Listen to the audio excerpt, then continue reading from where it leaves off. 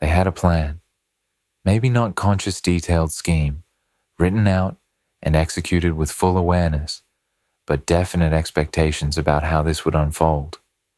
Clear predictions about your behavior based on how you'd behaved throughout the relationship. Reliable patterns they tested repeatedly and found consistent enough to build strategy around. They'd push you away, and you'd pursue harder. They'd withdraw, and you'd wait patiently for their return. They'd be emotionally unavailable, and you'd accept it while hoping for change. They'd create distance, and you'd bridge it without requiring them to do the work.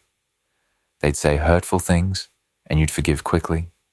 They'd violate boundaries, and you'd reset those boundaries with minimal consequence.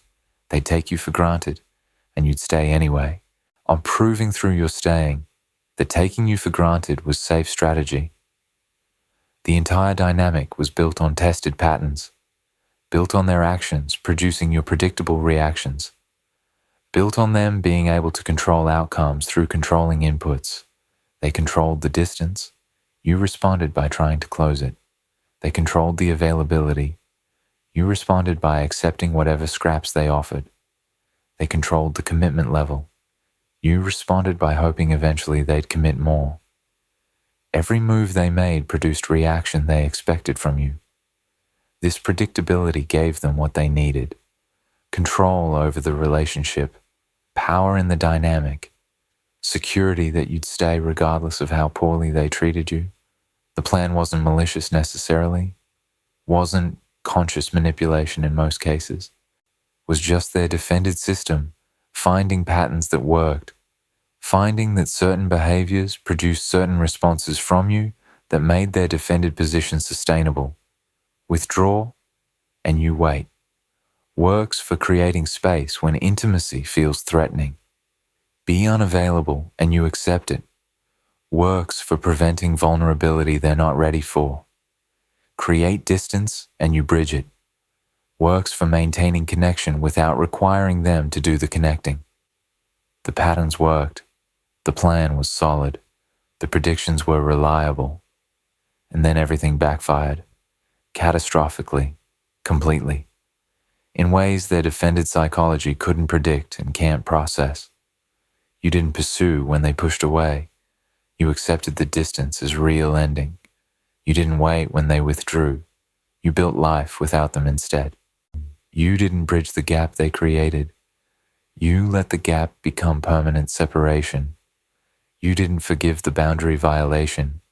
You enforced consequences. You didn't stay when they took you for granted. You left. Every expectation they had about your behavior was wrong. Every assumption about your limits was false. Every prediction about how you'd respond didn't match what actually happened. And now they're experiencing something their defended system is completely unprepared for. Rage and shock that their tested strategies failed, that the person they thought they had figured out just demonstrated they never understood you at all, that the control they believed they maintained was always illusion you were allowing them to maintain until you stopped allowing it. The 3 specific plots that backfired, and why. Each backfire created crisis. And the avoidance strategic behavior followed predictable patterns designed to maintain their comfort while keeping you engaged. Understanding which specific plots backfired helps you see why their shock is so complete. Plot 1. Push you away, expecting desperate pursuit that would validate their worth, but you accepted the pushing as rejection and left instead of chasing harder. Throughout relationship, pushing away produced pursuit. They'd create distance, and you'd work to close it. They'd withdraw, and you'd reach out more. They'd reject intimacy, and you'd try harder to create it. The pattern taught them, pushing away makes you pursue harder, makes you prove how much you want them, makes you demonstrate their value through your desperate attempts to restore connection they're rejecting.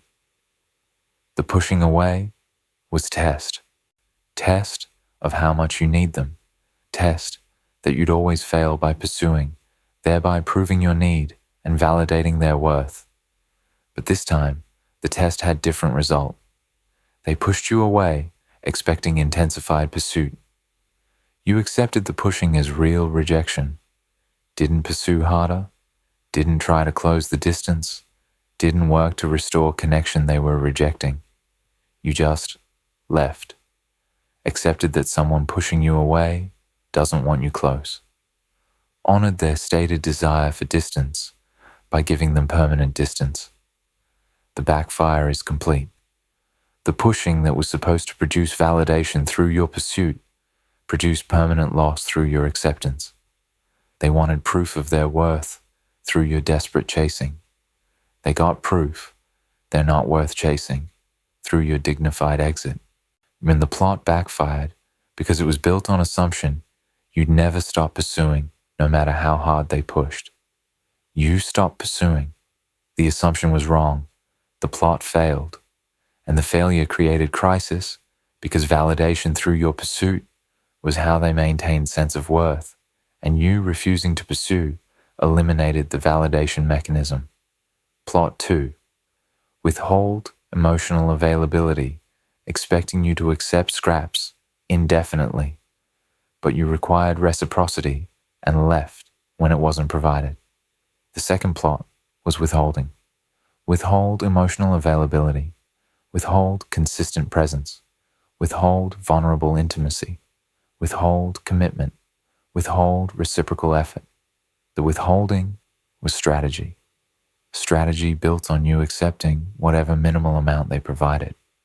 Strategy that worked throughout relationship because you did accept scraps. Did stay patient. Did hope they'd eventually give more. The withholding gave them control. Gave them power to decide how much to give. Gave them security that you'd stay regardless of how little they provided because you'd been staying despite receiving scraps for extended period. But the strategy backfired. You stopped accepting scraps, started requiring reciprocity, stopped waiting for them to give more, started enforcing consequence for their withholding. The consequence was your leaving. Was you deciding that relationship where one person gives everything and other withholds everything isn't relationship worth staying in. The backfire created crisis. The withholding was supposed to give them control over how much to give while keeping you engaged. Instead, the withholding produced your leaving, which eliminated their control entirely. They can't control how much to give you when you're not there to receive anything. The plot failed because it assumed you'd accept scraps indefinitely. You stopped accepting scraps, required actual reciprocal partnership, left when partnership wasn't provided. The assumption that you'd stay, regardless of how little they gave, was proven wrong. And being proven wrong about this core assumption destabilizes their entire sense of power in relationship dynamics. Plot 3. Take you for granted expecting your patience to be unlimited resource, but patience has limits and you enforced yours by leaving. The third plot was taking for granted. Take your presence for granted. Take your patience for granted. Take your understanding for granted. And take your forgiveness for granted. Take everything you provided for granted because you'd been providing it consistently without requiring appreciation or reciprocation. The taking for granted was built on tested pattern. You stay despite being taken for granted. The pattern worked for extended period. They could take you for granted and you'd stay. Could fail to appreciate you and you'd continue giving. Could treat your exceptional qualities as if they were ordinary and you'd keep providing them. The taking for granted gave them comfortable position where they received extraordinary care without having to provide appreciation or equivalent care in return. But the plot backfired. Your patience wasn't unlimited. Your tolerance for being taken for granted had threshold. You reached the threshold. You left. The leaving proved the taking for granted was unsustainable. Proved that exceptional care that's taken for granted will eventually be withdrawn. proved that patience has limits, and crossing those limits produces permanent consequences. The backfire created shock. They thought they'd tested your limits, thought they understood how much you'd tolerate, thought taking you for granted was safe because you'd tolerated it for so long. The shock comes from discovering that tolerance for extended period doesn't mean tolerance indefinitely. Your leaving proved their understanding of your limits was wrong, proved they never actually understood you, proved the comfortable position of taking you for granted was always dependent on your choice to allow it, and you just revoked that choice. Why the backfiring created rage. Rather than self-reflection, the ego's response to lost control. The avoidance response to everything backfiring reveals something crucial about their psychology. Rather than examining their behavior, they're furious that you didn't follow the script they'd written for you. They're angry you changed the rules, because your behavior changing means they no longer control the outcomes they've been controlling. Throughout relationship, there were implicit rules about your behavior, rules they'd learned through pattern observation. You pursue when pushed away, rule. You wait when they withdraw, rule. You accept scraps, rule. You stay despite poor treatment, rule. These rules gave them control. Let them predict outcomes. Let them maintain comfortable position because your behavior was consistent enough to be reliable. But you changed the rules, stopped pursuing when pushed away, stopped waiting when they withdrew, stopped accepting scraps, stopped staying despite poor treatment. The rule changes eliminated their control.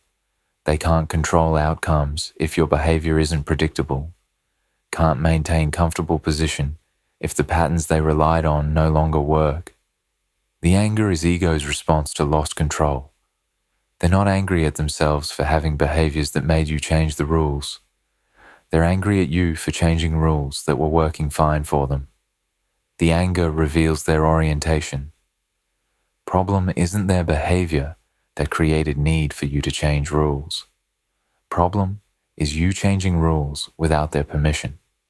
This orientation, anger at you for not following script rather than reflection about why script stopped working, is what prevents growth and ensures they'll repeat same patterns with next person.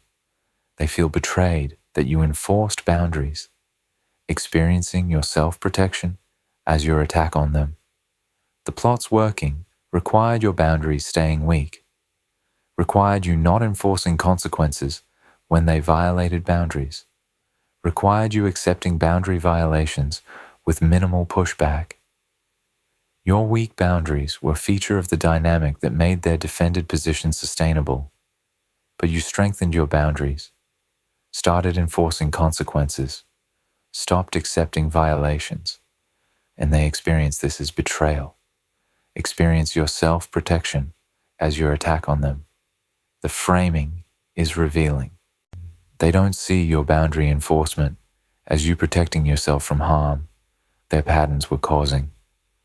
They see it as you being unreasonable, being too rigid, being unwilling to understand their limitations.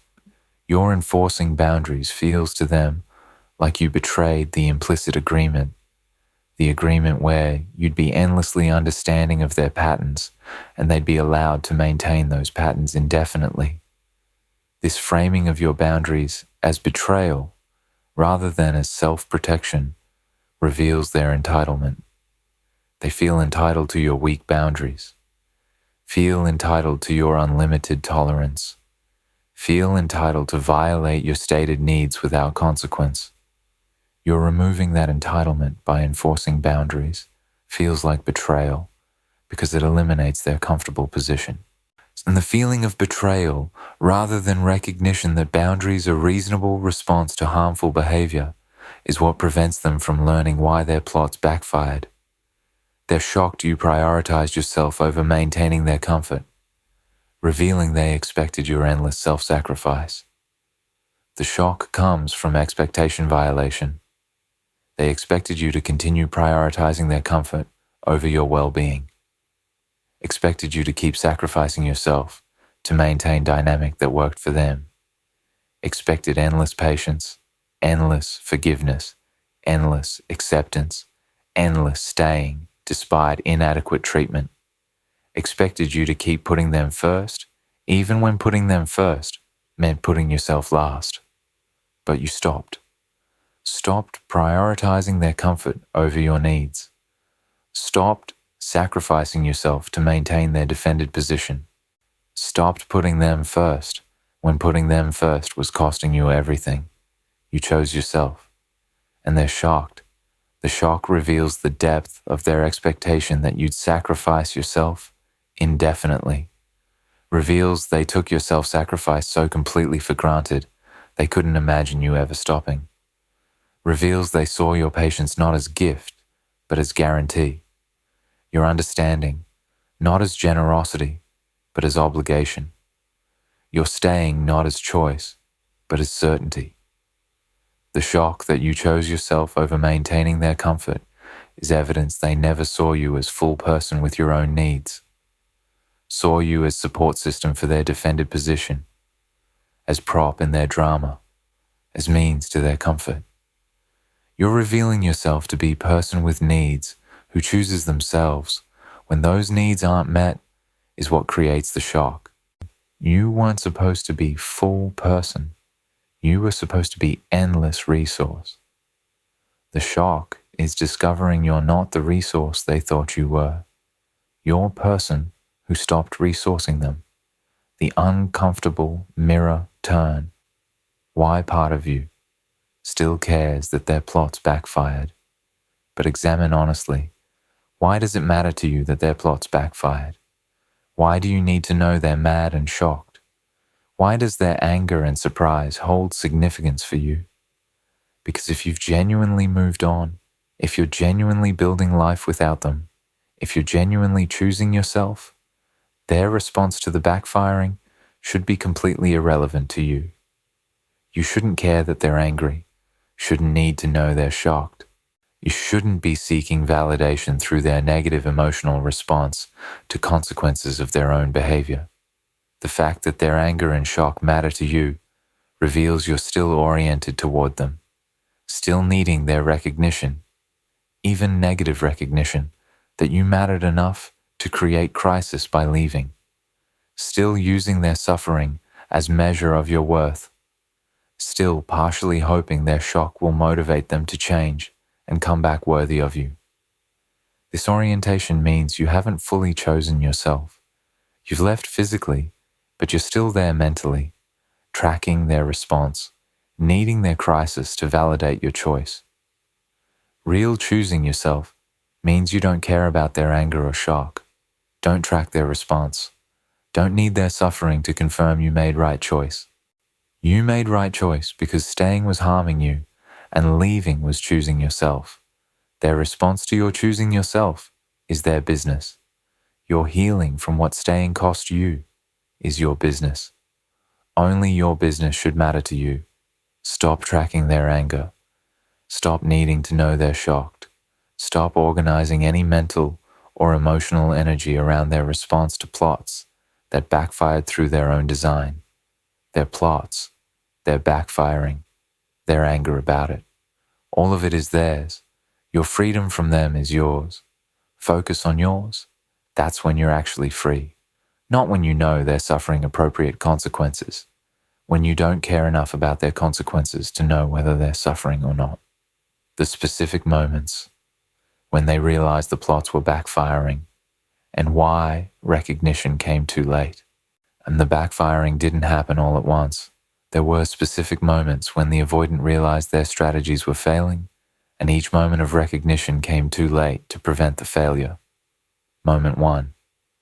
When you didn't respond to their breadcrumb after a period of no contact, proving your silence wasn't strategy, but genuine disengagement. They withdrew, created distance, disappeared for a period of time. The pattern throughout relationship was, you'd pursue during the distance, you'd reach out, You try to restore contact, but this time you didn't. You stayed silent during their withdrawal. The silence concerned them, but didn't alarm them yet. They assumed your silence was strategy. Assumed you were trying to make them miss you. Assumed if they reached out with breadcrumb, you'd respond eagerly because you were just strategically withdrawing, not actually disengaged. So they reached out. Casual breadcrumb. How are you? Thinking of you. Something designed to test if you're still accessible, and you didn't respond. The non-response was first moment of recognition. Recognition that your silence wasn't strategy. Was genuine disengagement. Was you actually being done, not you playing games to make them chase. This recognition came too late, because by the time they recognized your disengagement was real, you'd already moved far enough past them that breadcrumb couldn't pull you back. The moment of recognition, when non-response to breadcrumb proved your silence was genuine, was moment when they realized first plot had backfired, and they thought your silence was temporary strategy they could override with minimal effort. Your non-response proved your silence was permanent boundary. Their minimal effort couldn't penetrate. Moment 2, when they saw you thriving without them, destroying their belief that you needed them more than they needed you. Weeks or months after the ending, they checked on you. Social media, mutual friend, some way of gathering information about how you're doing. Throughout relationship, they believed you needed them more than they needed you. Believed losing them would devastate you. Believed you couldn't thrive without them. This belief was foundation of their sense of power. But when they checked on you, they saw something that destroyed the belief. You thriving. Actually thriving. Not performing thriving to make them jealous. Actually happy. And actually lighter. Actually better off without them than you were with them. The witnessing of your genuine thriving was second moment of recognition. Recognition that you don't need them. That losing them didn't devastate you. That you're better without them than you were with them. This recognition came too late, because by the time they saw you're thriving, you'd already built life that doesn't include them. The thriving they're witnessing is evidence you've moved on so completely. Their recognition of your thriving is irrelevant to your continued thriving.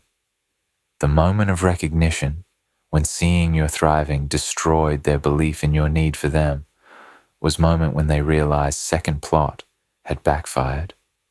They thought you needed them more. Your thriving proved they needed you more. And the power dynamic they believed existed was inverted from reality. This recognition came too late to leverage for getting you back, because you'd already moved beyond needing them in any form. Moment 3, when you didn't respond to their crisis or grand gesture, proving no approach would restore their access. After recognizing you're genuinely disengaged and genuinely thriving, they often escalate. Create crisis. Make grand gesture. Show up unannounced. Write long letter. Make dramatic declaration. The escalation is attempt to overwhelm your boundaries through intensity. Throughout relationship, intensity worked. If they pushed hard enough, you'd soften. If they showed enough vulnerability in crisis, you'd return. If they made big enough gesture, you'd give them another chance. But this time, the escalation didn't work. You didn't respond to the crisis, didn't acknowledge the grand gesture, maintained your boundary despite the intensity. The non-response to escalation was third moment of recognition. Recognition that no approach works, that intensity won't overwhelm your boundaries, that you're not accessible regardless of what strategy they deploy. This recognition came too late, because by the time they recognized no approach works, they'd already exhausted their strategies and proven to themselves that you're gone in ways they can't reverse. The moment of recognition when escalation failed to restore access, was moment when they realized all plots had backfired. Every strategy they tested on you throughout relationship was predicated on your eventually responding. Your complete non-response to everything they tried proved the fundamental assumption underlying all plots was wrong. You're not the person who eventually responds. You're the person who left and stayed gone. This recognition came too late to change anything, because recognizing you're gone doesn't restore you when you've chosen to stay gone. What the backfiring actually reveals about the relationship, the truth they refuse to see. The plot's backfiring exposes truths about the relationship that the avoidants successfully avoided acknowledging while their strategies were working. Truths that their anger and shock helped them continue avoiding. The relationship only worked because you allowed it to work. Their control was always illusion you maintained by choosing to stay. Throughout relationship, they thought they had control, or thought their strategies were working because they were effective, thought they maintained the dynamic through their skillful management of distance and availability. But the backfiring reveals truth. The relationship worked because you allowed it to work. Your pursuing when they pushed away wasn't evidence of their power, was your choice to stay engaged despite being pushed. Your accepting scraps wasn't evidence you'd accept scraps indefinitely, was your choice to be patient while hoping they'd eventually give more. Your staying despite poor treatment wasn't evidence you'd stay regardless, was your choice to stay as long as you believed change was possible. Every aspect of the dynamic that worked for them worked because you chose to participate in it. The control they thought they had was illusion. Was you allowing them to feel in control by choosing to respond to their strategies in ways they expected? The moment you stopped choosing to participate, stopped pursuing, stopped accepting scraps, stopped staying, their control evaporated. This reveals they never had real control.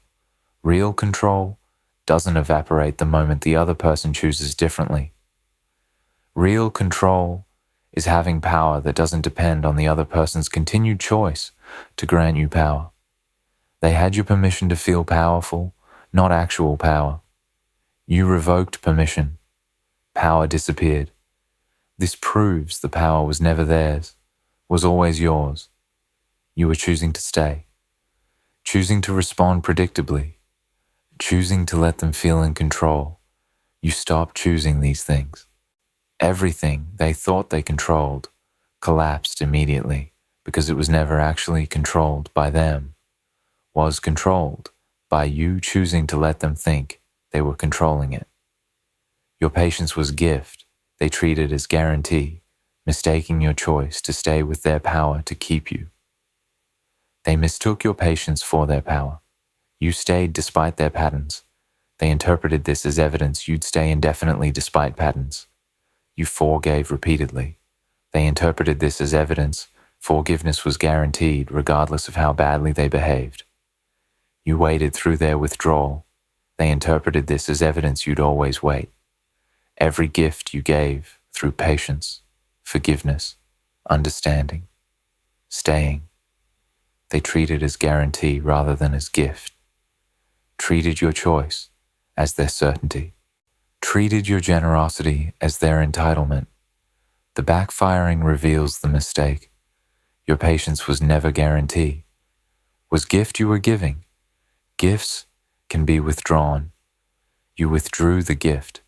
They're shocked because they'd mistaken gift for guarantee. This mistake, treating your choices as their certainties, is what made them take you for granted. If they'd recognized your staying as choice you were making, they'd have known choice could change.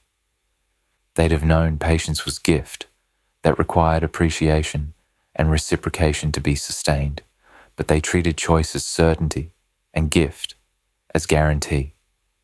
The backfiring is them discovering that certainties based on someone else's choices aren't actually certain, that guarantees based on someone else's gifts aren't actually guaranteed. Your choices changed. Your gifts stopped. Everything they thought was certain and guaranteed evaporated because it was never certain or guaranteed, was dependent on your continued choosing and continued giving, both of which you stopped.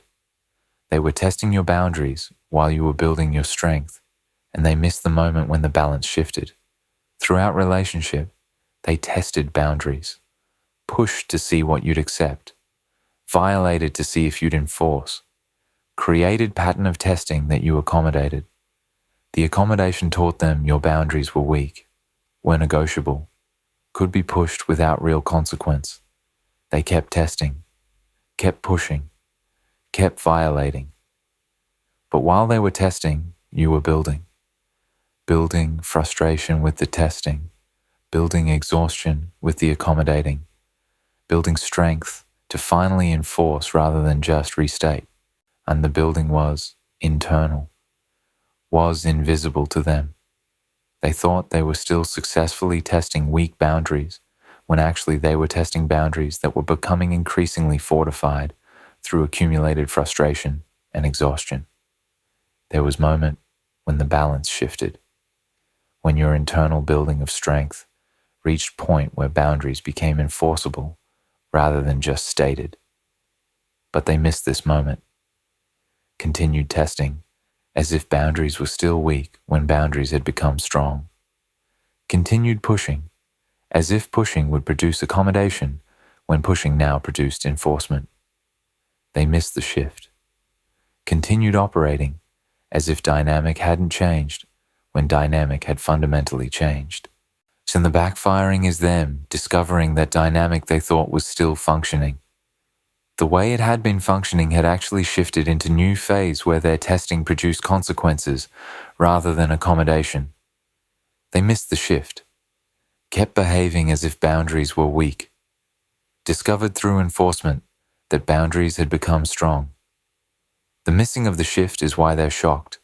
They weren't paying attention, weren't noticing you changing, kept testing boundaries as if you were still the person who accommodated testing when you become person who enforces consequences for testing. Why the backfiring is best possible outcome for both people, even though only one person can see it currently. The plot's backfiring creates outcome that serves both people's long-term well-being, even though the avoidant experiences it as crisis and can't yet recognize the service. The avoidant needed to experience real consequences, the only thing that might motivate genuine transformation rather than continued manipulation. While plots were working, avoidant had no motivation to change. Plots were comfortable, were producing desired outcomes, were maintaining defended position while keeping you engaged. No reason to do uncomfortable work of transformation when comfortable patterns were functioning fine. But plots backfiring creates real consequences, creates loss, creates the experience of patterns failing catastrophically, creates evidence that manipulative strategies don't produce sustainable relationships, and these consequences are what create motivation. Pain of consequences, exceeding comfort of patterns, is what makes transformation appealing for first time.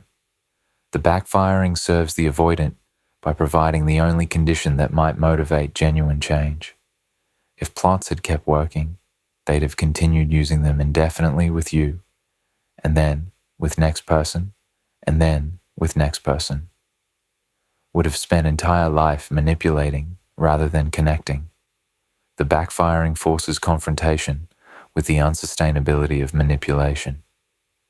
Forces choice, transform, and develop capacity for genuine connection, or continue patterns and continue experiencing relationships failing through backfiring. The backfiring is gift to their growth, even though they experience it as crisis. Is the intervention their defended system needed, but would never have sought voluntarily? You needed to prove to yourself you could enforce boundaries, and enforcing them through letting plots backfire created permanent foundation for future relationships. You needed this proof, needed to know you could enforce boundaries with someone you loved. Needed to demonstrate to yourself that your boundaries are real, not just words. Needed evidence that you can choose yourself even when choosing yourself means losing someone you wanted. The enforcement, the letting plots backfire instead of softening your boundaries to make plots work again, created the proof. You can enforce, you can choose yourself, you can maintain boundaries even when maintaining them produces anger and shock from the other person. This proof is permanent foundation, is evidence you'll carry into every future relationship, evidence that your boundaries are real, that you'll enforce them, that you won't sacrifice yourself to maintain someone else's comfort. The foundation serves every aspect of your future, protects you from ever again being in dynamic where someone manipulates you through testing boundaries they assume are weak. You've proven the boundaries are strong. Proven you'll enforce them. This proving through letting plots backfire is gift you gave yourself. Gift that serves your entire future by establishing you as person who maintains boundaries rather than person who states boundaries but doesn't enforce them. The backfiring creates clarity. No more ambiguity about whether a relationship could work. If you tried harder, it couldn't work because they wouldn't honor you. Throughout relationship, there was ambiguity. Maybe if you were more patient, maybe if you understood better, maybe if you gave more, maybe the relationship could work if you tried harder. The ambiguity kept you trying, kept you hoping, kept you thinking that failure was your insufficient trying rather than their insufficient capacity. But the backfiring creates clarity. You enforce boundaries. They got angry rather than respecting boundaries. You required reciprocity. They continued withholding. You stopped accepting manipulation. They responded with shock that manipulation didn't work. The clarity is complete. The relationship couldn't work because they wouldn't honor you, wouldn't respect boundaries, wouldn't provide reciprocity, wouldn't stop manipulating. The problem was never your insufficient trying, was always their insufficient honoring. This clarity eliminates ambiguity, eliminates the wondering if you gave up too soon, eliminates the question of whether you could have tried harder. The backfiring proves you tried enough, more than enough. The relationship failed not because you didn't try hard enough, but because they wouldn't honor the trying. This clarity serves you by eliminating guilt, eliminating doubt, eliminating any remaining question about whether leaving was right choice. The plot's backfiring proved leaving was only choice that served you. This proof is clarity that serves your healing by removing all ambiguity about who was responsible for the relationship failing. The permanent truth about what happens when the avoidance plots backfire. They plotted, built strategies based on tested patterns of your behavior, expected you to pursue, accept scraps, stay despite poor treatment, maintain weak boundaries indefinitely. Every expectation was based on how you'd been behaving. Every strategy was built on assumption your behavior would continue unchanged. But you changed, stopped pursuing, stopped accepting scraps, stopped staying, stopped maintaining weak boundaries. Everything backfired, every plot failed, every strategy collapsed, and now they're mad and shocked because the person they thought they had figured out just proved they never understood you at all. The anger and shock reveal their orientation. They're focused on your changing the rules rather than on examining why the rules needed changing. Focused on their loss of control rather than on addressing the behaviors that made you remove their control. Focused on your enforcement of boundaries rather than on their violation of boundaries. This focus on your behavior rather than on theirs is why the backfiring won't teach them what it could teach them, is why they'll likely repeat same patterns with next person, is why your leaving serves you but might not serve their growth if they respond to backfiring with harder defending rather than with genuine transformation. But what happens to them, whether they learn or don't learn, whether they transform or defend harder, whether they grow or deteriorate, is not your concern. Your concern is maintaining the boundaries that made the plots backfire, maintaining the choosing of yourself that eliminated their control, maintaining the enforcement that proved your boundaries are real.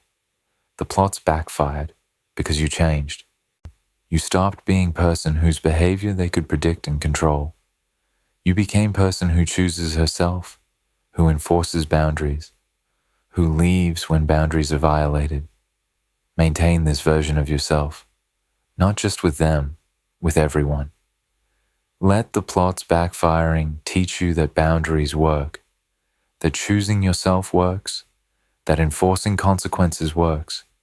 Let their anger and shock confirm you're doing exactly right thing, because if manipulative strategies are failing, it means you're successfully resisting manipulation. Their anger is evidence you're maintaining boundaries. Their shock is evidence you're choosing yourself. Both are positive signs. Both are confirmation you're protecting yourself successfully. They're mad and shocked because everything they plotted has backfired. Let them be mad. Let them be shocked. Let them experience the full consequences of plots that were built on manipulating someone who eventually stopped being manipulable. Their plots, their backfiring, their anger, their shock. All of it is theirs to process. Yours is the freedom that backfiring created, the proof that boundaries work, the knowledge that choosing yourself was right choice. Focus on yours. Build in the space the backfiring created. Build life where plots can't reach you because you're too far forward to be pulled backward by strategies that once worked but work no longer. That's power. That's freedom. That's the life plots backfiring created for you. Their plots failed. Your boundaries held. Both are permanent. Both are appropriate. Both create futures that serve the people they're happening to. Them getting education through failure. You getting liberation through enforcement. Live in your liberation. Let them learn from their failure. That's the answer. That's your path. That's what happens when avoidance plots backfire against person who finally stopped accommodating the plotting. Freedom for you. Consequences for them. Both exactly right. Both exactly what needed to happen. Claim your freedom completely. Let them have their consequences completely. That's justice. That's balance.